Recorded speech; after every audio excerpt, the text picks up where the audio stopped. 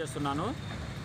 నాకు ఎటువంటి కారణం లేకుండా నా మీద టౌన్ సిఐ గారు రిపోర్ట్ పెట్టి నన్ను వీఆర్కి పంపించే విధంగా ఏర్పాట్లు చేసినారు. నాకు వీఆర్కి వచ్చిన సమాచారం తెలియడంతో మా రూరల్ సిఐ గారు శివప్రసాద్ సార్ గారికి, సార్ ఎందుకు సార్ నాకు వీఆర్కి వచ్చిందంట, ఏం కారణం సార్ అంటే నాకేం తెలియదు అని చెప్పినారు. కాదు సార్, మా ఇమీడియట్ ఆఫీసర్ మీరే కదా సార్, మాకేం జరిగినా మిమ్మల్ని అడగాలి కదా, మేము ఏం జరిగింది చెప్పు సార్ అని అడిగితే నాకేం తెలియదయ్యా, నేను రిపోర్ట్ పెట్టింది నేను కాదు టౌన్ సిఐ గారు అని చెప్పినారు.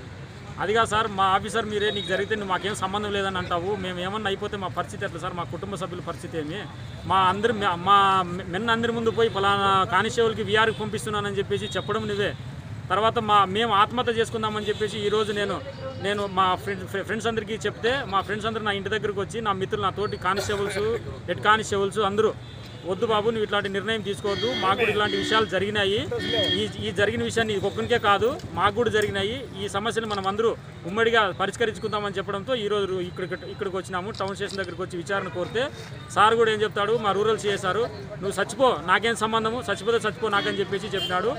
దానికి సంబంధించిన నా దగ్గర ఎవిడెన్సెస్ ఉన్నాయి సార్.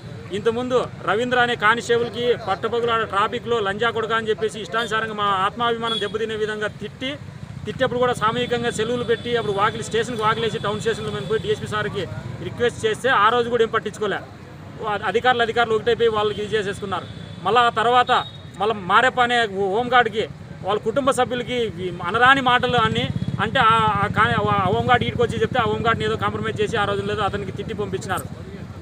రఘునాథ్ రెడ్డి బ్రహ్మసముద్రం కానిస్టేబుల్కి అంటే స్ట్రైట్ ఫార్వర్డ్గా ఎవరైతే మాట్లాడతారో వాళ్ళకి అధికారులకు మాట లేదని చెప్పేసి, వాళ్ళకి కావాల్సిన నిధులు తెచ్చిలేదని చెప్పేసి అతనికి కూడా వీఆర్కి పంపించేసినారు.